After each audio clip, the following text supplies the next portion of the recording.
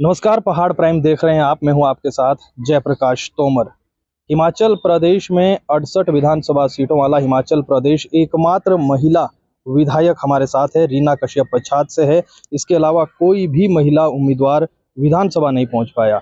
55 लाख की जो मतदान था उसमें से आधा हिस्सा आधी आबादी का, लेकिन एकमात्र जो है विधायक इस वक्त विधानसभा में है। क्या पूरे हिमाचल की महिलाओं की बात को किस तरीके से उठाएंगे, बातचीत करेंगे। और चुनाव के परिदृश्य में भी, क्योंकि बीजेपी अगर मिशन रिपीट नहीं कर पाई है तो तमाम नेताओं ने अपने बयान तो दिए, लेकिन महिला विधायक या महिला नेत्री का बयान जानना, उनकी प्रतिक्रिया जानना बेहद जरूरी हो जाता है। रीना कश्यप जी, बहुत स्वागत है आपका। बहुत बहुत धन्यवाद। पहले तो स्वागत पांवटा साहिब आने पर है और उसके बाद स्वागत जो है आपका पहाड़ प्राइम पर। थैंक यू सो मच जी। जैसा कि रीना कश्यप जी, मैंने अभी कहा कि 68 विधानसभा सीटों वाला जो हिमाचल प्रदेश एकमात्र महिला उम्मीदवार, उस पर भी बात करेंगे। लेकिन पहले मैं चाहूंगा, जो आपके क्षेत्र में चुनाव इस बार हुआ वहां पर मार्जिन भी ज़्यादा नहीं रहा। उधर हमने देखा कि दो कांग्रेस के उम्मीदवार थे। अगर उस तरीके से आमने सामने फाइट होती तब भी मामला कांटे की टक्कर थी। कैसे देख रहे हैं, संक्षेप में चाहूँगा अपने चुनाव को।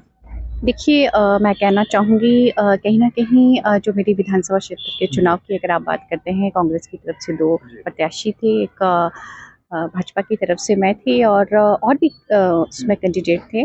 और ये जो भी चुनाव की प्रक्रिया रही, जो भी इसमें मैं तो कहूँगी कि टक्कर तो काफ़ी थी। चार कैंडिडेट मैं कहूँगी, देवभूमि भी हमारे काफ़ी वोट लगे हैं। और मगर मैं कहना चाहूँगी कि जो हमारे कार्यकर्ता है, हमारे बूथ अध्यक्ष, बूथ पालक, BLA, ग्राम केंद्र प्रमुख और सभी मोर्चों के जितने भी कार्यकर्ता है, सभी ने बहुत ईमानदारी से, सच्चाई से मेहनत की, सबने साथ मिलकर कार्य किया और हमने ये जो सीट है पच्छाद की निकाली है, पुनः निकाली है। रीना कश्यप जी, मिशन रिपीट की बात होती रही। मुख्यमंत्री जयराम ठाकुर, नरेंद्र मोदी, अमित शाह, तमाम केंद्र के नेता मिशन रिपीट के लिए पहुंचे, लेकिन मिशन रिपीट नहीं हो पाया।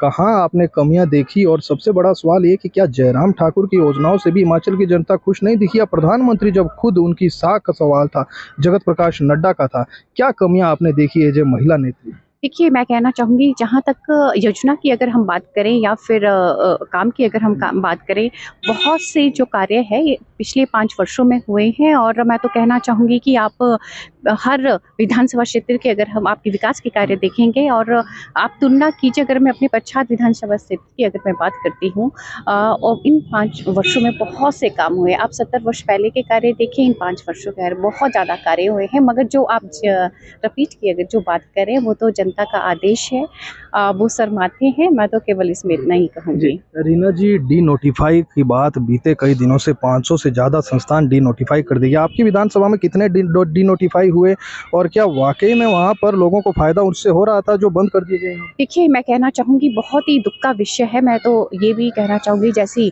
कांग्रेस सरकार बनी, इन्होंने सबसे बड़ा काम और पहला काम जो मैं कहूँगी, जो विकास में ग्रहण लगाया है, जो जितनी भी नोटिफिकेशन है, विकास के कार्य थे, उनको उन्होंने रद्द किया है। और मैं कहना चाहूँगी कि जो हमारे पूर्व में मुख्यमंत्री जी थे, उन्होंने पच्छाद के लिए, अगर मैं सराहां क्षेत्र की अगर मैं बात करूँ, इलेक्ट्रिसिटी डिवीज़न वहाँ पे दिया था, उसकी भी नोटिफिकेशन उन्होंने रद्द की है।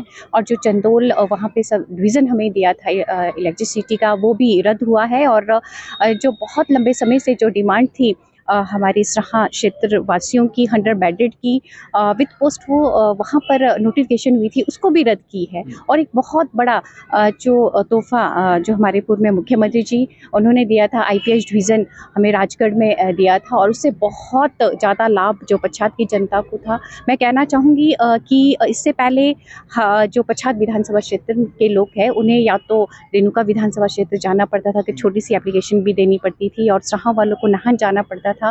मगर माननीय मुख्यमंत्री जी ने एक बड़ी सौगात देते हुए IPS डिवीज़न राजगढ़ दिया, वो भी वहाँ भी उन्होंने नोटिफिकेशन उसकी रद्द की। और मैं तो कहना चाहूँगी कि एक बारी उन्होंने जनमानस के विषय में सोचा भी नहीं, ये भी नहीं देखा कि यहाँ पे लोगों को कितना लाभ मिल रहा है। और मैं कहना चाहूँगी, अगर अब इस परिस्थितियों में मैं कहना चाहूँगी, अगर एक एप्लीकेशन अगर IPH एक्शन को या वहाँ ऑफिस में देनी पड़े, तो जो हमारा लास्ट पंचायत के जो लोग हैं, रासू मंदिर के, उनको वहाँ पहुँचने में एकातर 5 घंटे लगते हैं और वापस आने में 10 घंटे। आप खुद देखिए कितनी समस्या लोगों को है। जो लाभ जो हमारी सरकार ने दिया था, उसकी नोटिफिकेशन IPS डिवीज़न की उन्होंने रद्द की है और लोगों में बहुत ज़्यादा रोष इस विषय में है। जी, तो विधानसभा की कार्यवाही बीते दिनों समाप्त हुई, आप भी हिस्सा लेकर आईं।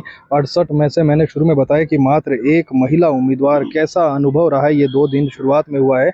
और महिलाओं के मुद्दे हम हिमाचल में देखें, यहाँ ज़्यादा दिक्कतें पेश महिलाओं को आती है अगर हम देखें पहाड़ी क्षेत्रों में, तो क्या कुछ रहेगा कैसे हिमाचल की महिलाओं की, क्योंकि अब आप में जिम्मेवारी सिर्फ पच्छाद की नहीं है अगर हम देखें, पूरे हिमाचल की है क्योंकि एकमात्र महिला उम्मीदवार पहुंची है। देखिए मैं कहना चाहूँगी जो मेरे प्रदेश की सभी महिलाएं हैं, मैं पूरा आश्वासन उनको देना चाहूँगी कि आपकी जो आवाज़ है बहुत मजबूत तरीके से सदन में रखी जाएगी।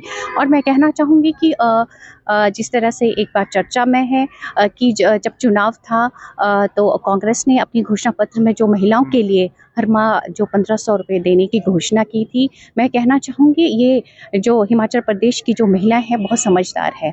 अगर उन्होंने ये सरकार को कुछ दिया है तो वो लेना भी जानती है। और मैं तो कहूँगी कि सब महिलाएं तैयार हैं। और जो उन्होंने वादे किए कि हर माह 1500 रुपये देने का, और मैं कहना चाहूँगी उन्होंने कहा सरकार ने कहा जैसे ही हम सत्ता में आते हैं गोबर खरीदने की भी बात। हाँ, 2 रुपये वो भी मैं बात कहना चाहूँगी, 2 रुपये गोबर खरीदने की भी उन्होंने बात की। पता नहीं कितनी बहुत सारी ऐसी घोषणाएं जो उन्होंने चुनाव के समय की थी। और अब मुझे नहीं लगता, अभी तो आज ही मैं आपको कहना चाहूँगी, आज ही मंत्रियों का गठन भी हुआ है। और जिस प्रकार हिमाचल प्रदेश में सरकार ने मंत्री मंडल का गठन किया और एक तरफ उन्होंने जो डीजल के जो दाम है 3 रुपये बढ़ाई है, मैं तो कहूँगी कि ये तो हिमाचल प्रदेश के लिए उन्होंने तोहफा दिया है एक तरह का।